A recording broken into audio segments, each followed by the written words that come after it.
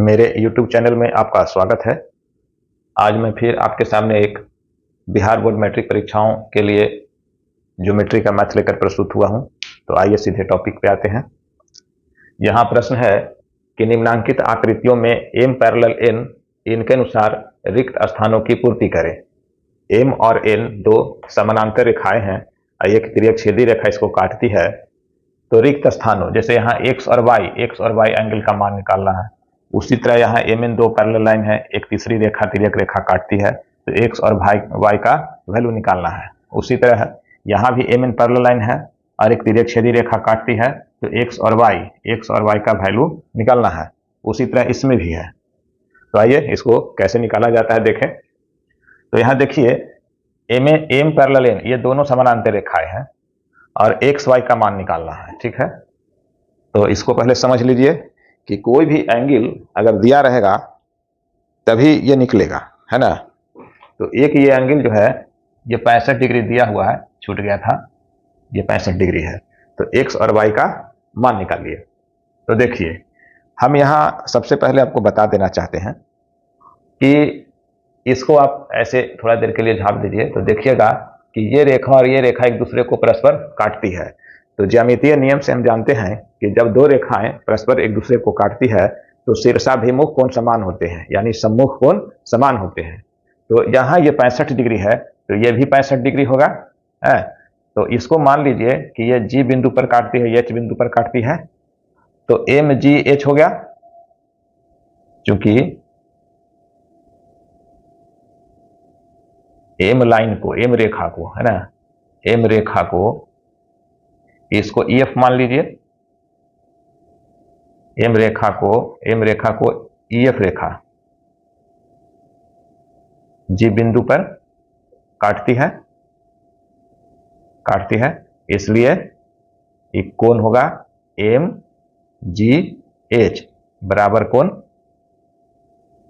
MGH बराबर होगा EG, इसको मान लिया MB और इसको MC मान लीजिए। तो यहां कोण हो जाएगा MGH बराबर कोण EGB के, कोण EGB बराबर 65 डिग्री, यह सम्मुख कोण है, ठीक।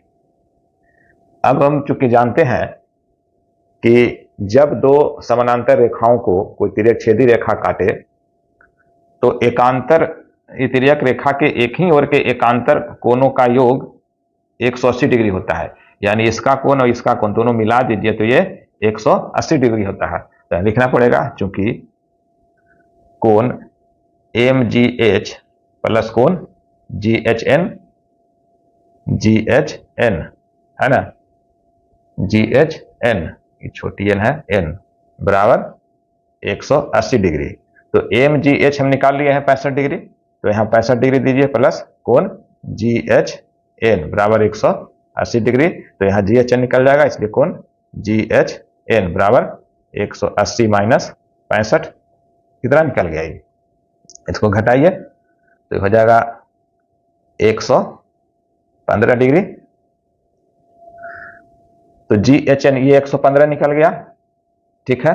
अब इसको आप ये दोनों को ऐसे झाप दीजिए तो ये NH रेखा जो है ये EF रेखा पर आके मिलती है, इसलिए ये कोण मिला के 180 डिग्री होगा, है ना। तो चूंकि कोण GHN है ना, कोण GHN प्लस कोण NHF बराबर 180 डिग्री होगा, है ना। ये आसन कोण है, ये आसन कोण हुआ, आसन कोण के नियम से 180 डिग्री हुआ। तो चूंकि यहाँ GHN 115 डिग्री दिया हुआ है यहाँ, तो इसको 115 डिग्री दीजिए प्लस कोण NHF बराबर 180 डिग्री। तो इसलिए कोण NHF बराबर 180 माइनस 115 बराबर ये 65 डिग्री हुआ। तो यही कोण Y है, NHF ही Y हुआ, और ये जो कोण निकला 115 ये x हुआ, 115 ये बराबर x और ये बराबर y, इसलिए x बराबर 115 डिग्री और y बराबर 65 डिग्री निकल गया। यही हमको निकालना था, x 115 हुआ और y 65 डिग्री हुआ। उसी तरह यहां भी प्रश्न है, तो मान लीजिए इसको भी कि EF रेखा ये तिर्यक रेखा है, EMB हुआ और ENC हुआ, ठीक है। ऐसे MN दिया हुआ है कि पूरा को M से पूरा को N से डिनोट किया है, लेकिन हम आपको समझने के लिए जहां ये नामांकित कर दिए हैं इसको EF से और इसको BC से, ताकि आप आसानी से समझ सकें। तो यहां देखिए 110 डिग्री है ये कोण C, इसको GH पर काट, समझ जाइए GH बिंदु पर काटती है। तो यहाँ कोण CHF 110 डिग्री है। तो यहाँ भी वही, अगर इसको झाप दीजिएगा तो देखिए ये रेखा दोनों एक दूसरे को काटती है, तो यहाँ शीर्षाभिमुख कोण समान होंगे, है ना। तो यहाँ कोण CHF बराबर कौन हो जाएगा, ये NHG, कोण NHG बराबर 110 डिग्री होगा, और इसलिए बराबर होगा कि ये सम्मुख कोण है।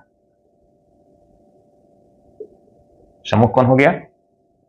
अगर ये सम्मुख कोण हो गया तो हम जानते हैं कि जब दो समानांतर रेखाओं को कोई तिर्यक छेदी रेखा काटती है तो तिर्यक छेदी रेखा के एक ही ओर के अंतः कोणों का योग 180 डिग्री होता है, यानी इसका योग और इसका योग 180 डिग्री होगा। तो चूंकि यहां लिखिए कि कोण NHG प्लस कोण MGH बराबर 180 डिग्री, ठीक है। अब देखिए NHG हम निकाल दिए हैं 110 डिग्री है, तो यहाँ 110 डिग्री प्लस MGH यहाँ x दिया हुआ है, x डिग्री बराबर 180 डिग्री, तो इसलिए x बराबर 180 माइनस 110 बराबर ये 70 डिग्री हो जाएगा। तो x का मान निकल गया यहाँ 70 डिग्री। फिर y का निकालना है। अब देखिए EF रेखा और MG रेखा एक दूसरे को काटती है, तो इस कंडीशन में ये कोण बराबर होगा, है ना।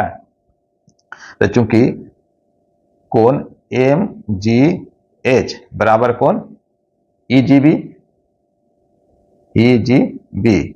ये हो गया सम्मुख कोण, क्योंकि एक दूसरे को ये रेखाएं काटती है, इसलिए सम्मुख कोण बराबर होंगे। तो कोण MGH ये x दिया हुआ है, तो x दे दीजिए बराबर EGB ये y दिया हुआ है, यानी इस कोण के बराबर ही कोण हो गया।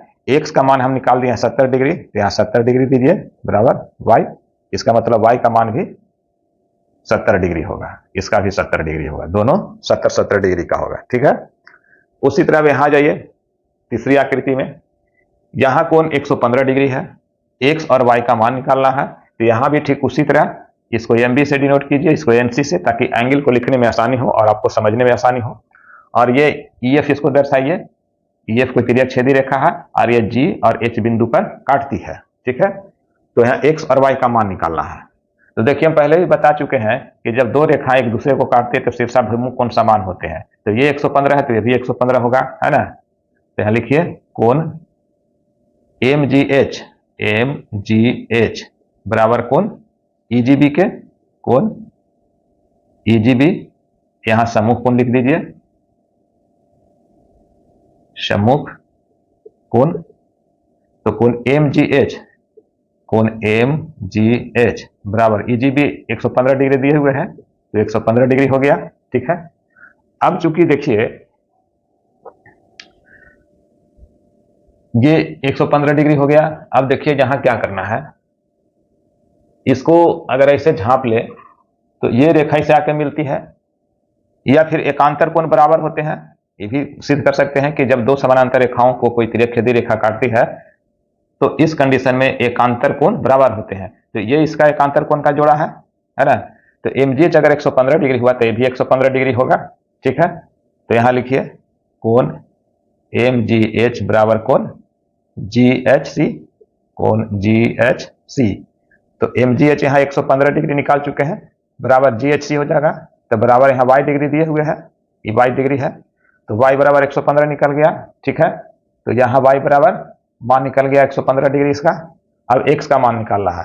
तो देखिए ये दोनों कोण का मान 180 डिग्री होगा, क्योंकि ये तिर्यक रेखा के एक ही ओर के अंतः कोण का योग होता है, 180 डिग्री वही है। तो यहाँ लिखिए चूंकि कोण BGH प्लस कोण CHG बराबर 180 डिग्री होगा। तो BGH का मान x है तो x बैठाइए, प्लस CHG का मान y बराबर यहाँ 115 डिग्री निकाले हैं तो 115 डिग्री दे दीजिए बराबर 180 डिग्री, तो इसलिए x बराबर 180 माइनस 115 बराबर क्या हो जाएगा, ये 65 डिग्री है ना। तो यहाँ x का मान जो है 65 डिग्री निकला और y का मान 115 डिग्री निकल गया इसका भी मान। उसी तरह चौथा है, इसमें भी देखिए, इसको भी MB मान लीजिए, इसको MC मान लीजिए, और ये रेखाएं जो है एक बिंदु पर है ये E, और इसको F और इसको D मान लीजिए, ठीक है। तो ये G बिंदु पर काटती है, ये H है, और यदि I दे दीजिए, इस जगह J दे दीजिए। समझने के लिए यहाँ x का मान निकालना है, ये x का मान निकालना है, ठीक है। तो देखिए जहां ये रेखा और ये रेखा एक दूसरे को काट रही है, ठीक है, तो ये अगर ये 110 है तो भी 110 होगा, ठीक है। तो यहाँ लिखिए कोण EIB बराबर कोण EIG नहीं होगा, सम्मुख कोण होगा GIJ